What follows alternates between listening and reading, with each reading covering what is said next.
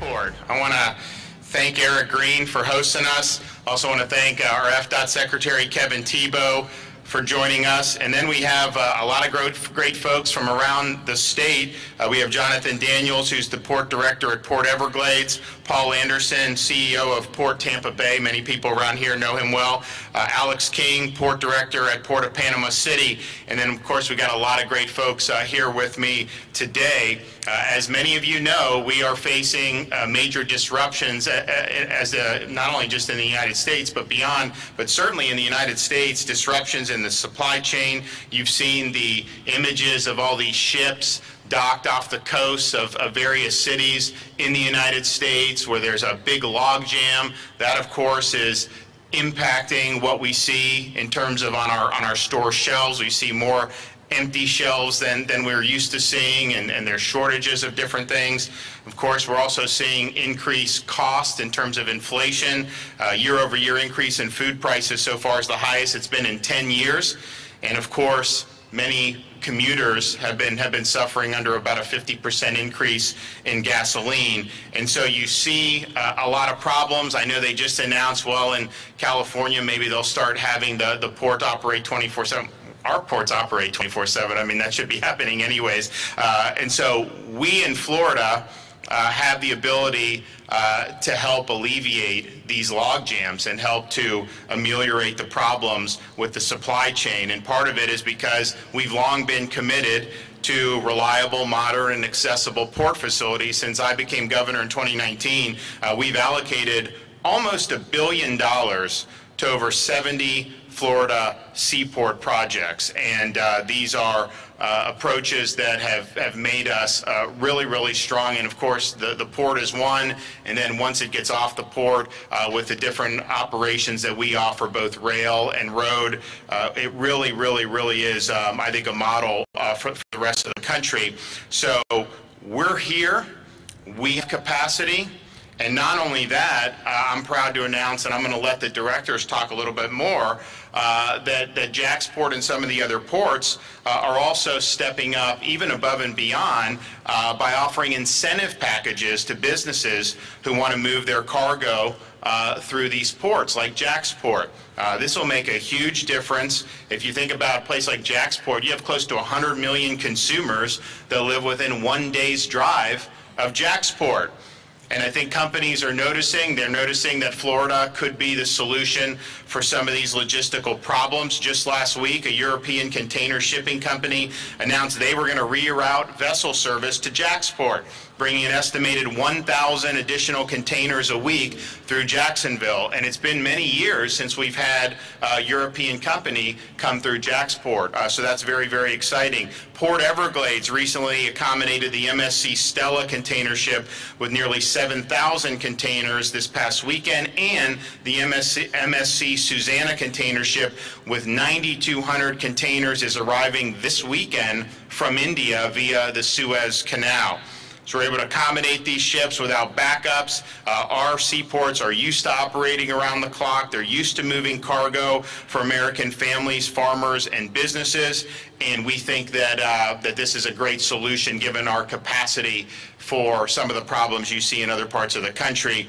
In addition to our seaports, though, we've invested more than $200 million each year on freight and rail infrastructure to create a more reliable intermodal network. And we are continuing to invest, and we're adding to the investments in workforce education so that we can prepare individuals for meaningful in-demand careers like logistics and like getting commercial driver's license. I was just in the Florida Panhandle earlier this week, and last week, and we did a program, we did funding. They have commercial driver's license programs so that we can get more people to drive trucks, but they also need people that can service these trucks. So we launched, we did almost $3 million. They're going to add a diesel technician program to what they already have, and these are really important jobs. They're in demand, and I know Jacksport works with the local. I think all these ports work with some of the local educational institutions to make sure that we have folks coming on these tracks, and so we're going to continue to do that.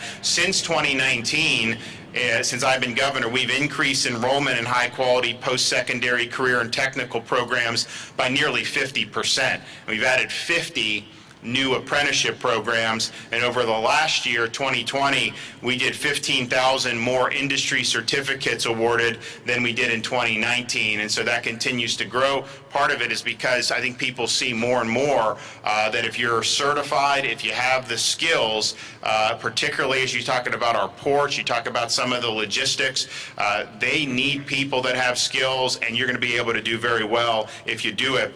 So Florida's here. We want to make sure that Americans get the goods they need, particularly as we approach the Christmas season. I can only imagine if we don't ameliorate some of this by then. I mean, last-minute shoppers like me, we're going to show up and not be able to get anything. We're not going to be able to get anything delivered. So that will cause a lot of heartburn. So I actually got to make a note that I got to do it a little earlier this year. But hopefully, with what we're doing here, more and more folks coming to our Florida ports, that will be able to help solve some of the problems that we're seeing. So I'm proud of what we've been able to do, and I'm really proud of these seaports that we have in the state of Florida. Really is some of the crown jewels that we have in our state, and we want to make sure that we're helping to address, because when you start talking about supply chain inflation, that's not something that's just going to affect a small segment. I mean, that hits very wide, hits very hard, and so Florida's here. We've got capacity, and we also have incentive packages to make it worth your while to be able to bring your business through our ports. So first one that's going to talk about some of what they're doing here and what they can offer businesses going forward is Eric Green, the CEO of Jacksport. So Eric, want to come up?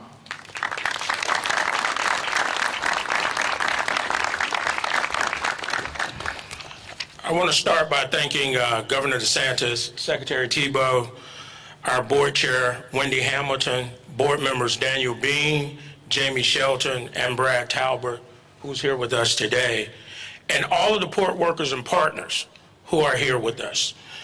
With your support, Jacksport has maintained uninterrupted cargo service throughout the pandemic, keeping the supply chain moving and store shelves stocked for the people of our great state and throughout the nation. Standing here today, surrounded by so many important partners, I am proud to announce that fiscal year 2021, which we just completed at the end of September, was a historic year for Jacksport. More than 1.4 million containers moved through our port over the past year, a new port record set in the middle of a pandemic. And we're not slowing down, not even close. As Florida's largest container port, we want the industry to know that Florida ports like Jacksport are a solution to the nation's port congestion problem. The success of this year's holiday season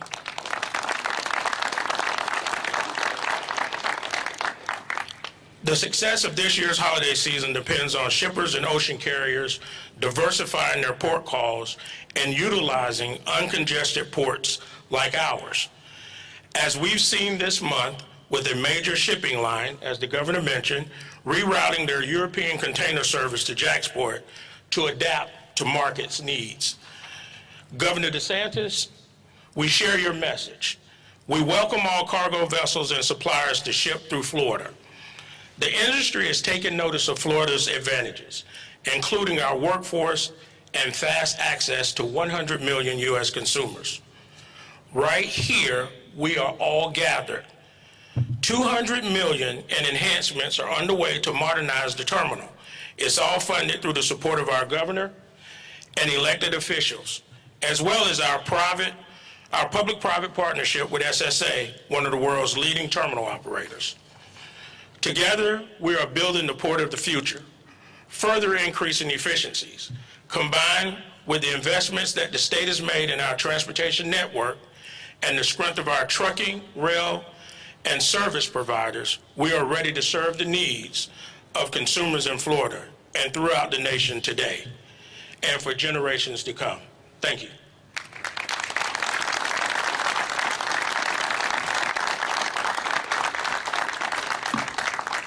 Well, thanks, Eric, and we're really excited about all the great stuff that's gone on with Jacksport. Congratulations.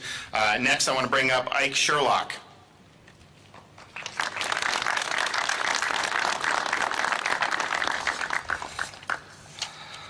Governor DeSantis, Secretary Thibault, Mr. Green, distinguished guest, my name is Ike Sherlock. I'm the Chief Operating Officer for AGX Freight. And today, I proudly stand as a representative of the transportation and logistics workforce for the great state of Florida. Truckers, warehouse workers, brokers, and many more, all essential workers that are critical in the supply chain between the Florida ports and the consumer. The governor mentioned a very notable thing. From where we stand right now, almost 100 million consumers live within a one-day truck transit drive. Think about how perfectly positioned we are from a geographic standpoint to strike and strike quickly. Almost 100 million consumers. I would like to call out good communication and positive working relationships as they apply to our host venue, Jacksport. Jacksport has successfully leveraged relationships with our truckers and warehousemen to not only seamlessly handle record import numbers, but as a team on the export side, we have mobilized huge amounts of massive military deployments and huge human relief efforts. You can go from port to port all over the state and you hear success story after success story of the private truckers working successfully with the ports. I share all of this with you today because I want you to know that not only is Florida open for business, Florida has the critical infrastructure, essential manpower, and additional capacity to successfully handle more business. Thank you.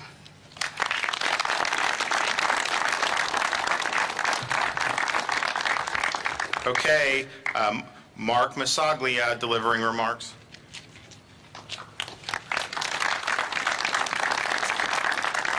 Good morning, everyone. My name is Mark Masaglia, and I lead the commercial and business development team for the Terminals and Ports Division of Watco, which is a leading transportation service logistics company. We're here today because Florida is open for business. Governor DeSantis, we're grateful for your leadership. You've made sure that business was open during and throughout the pandemic, and your leadership has been a bright light in a sometimes dark world. Thank you. We all know that port congestion and a record number of vessels at anchor are exacerbating the nation's supply chain issues. Watco provides rail, water, highway transportation solutions throughout the North America and Australia, and we operate 44 short-line railroads and 79 ports and terminals throughout the United States. Here in Jacksonville, which is my hometown for the past 30 years, we're proud to operate the Jacksport Railroad, which serves Jacksonville's Talleyrand Terminal, just up the river.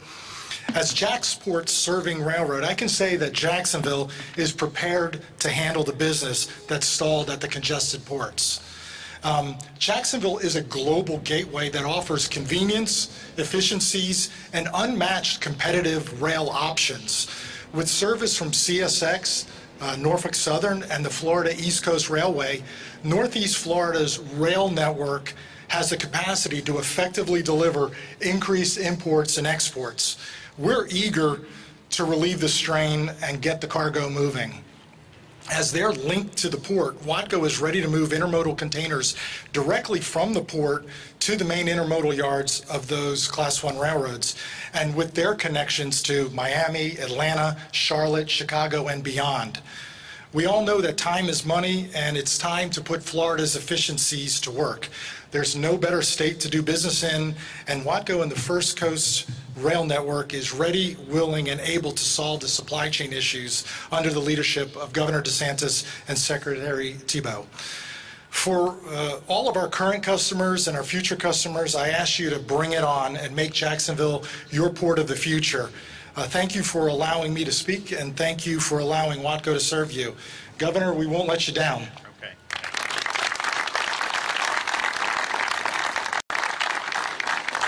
Okay, from Port of Tampa, Paul Anderson. Yeah, thank you, Governor DeSantis, Secretary Thibault. Thank you very much for the support that you've given to our ports. so that we can be here today to support your vision that you've said to the world, our nation, and our state. We're open for business. And so are our ports open for business, and not just 8 hours a day. We work round the clock.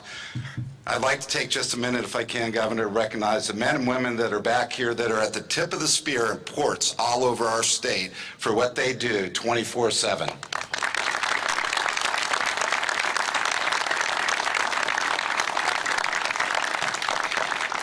I'd also like to say, I see some old friends. Good to see you, Lake. It's great to be back in Jacksport, Eric. Thanks for hosting us. I'm here for one simple reason, is to ask for the shippers around the world, those that own cargo. I want your business. Eric wants your business from Jacksport. Jonathan from Port Everglades, we want your business. Reroute your thinking. Reroute your cargo to come to Florida. We stand ready to offer you incentives that will make it ideal and cost savings so that these men and women in our ports can move your cargo to get to consumers so Governor DeSantis can late shop and still get what he needs. Thank you very much.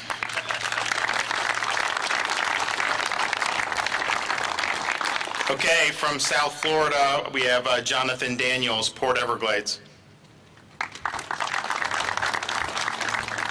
Governor DeSantis, thank you so much. Your leadership has been absolutely invaluable. Secretary Thibault, thank you, as well as you continue to blaze our path forward.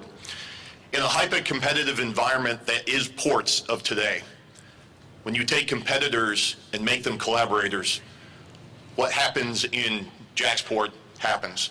Brand new services come to the state because we're looking at our state as a system.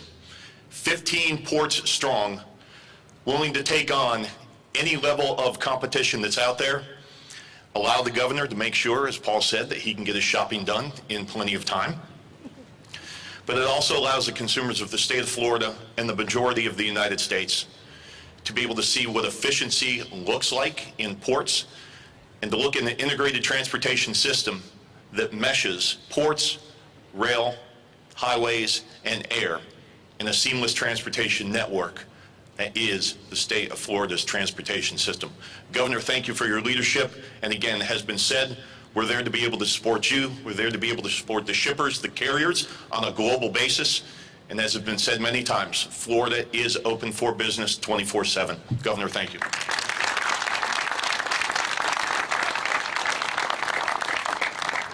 Okay, we have our Florida Department of Transportation Secretary, Kevin Thibault.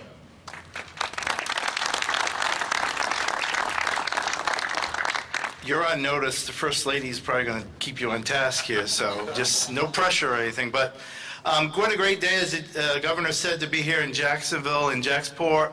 And you've heard the commitments, right? You've heard that this governor and the department has made these commitments. But it's not only at the port side.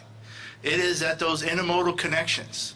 Whether it be the highway mode or the railroad mode, we have made those commitments, and we'll continue to do so in the years ahead. So we are open for business, as you've heard. I like what Mark said. Let's bring it on. We're ready to go, and we can help whatever the freight needs are for the region. Thank you very much.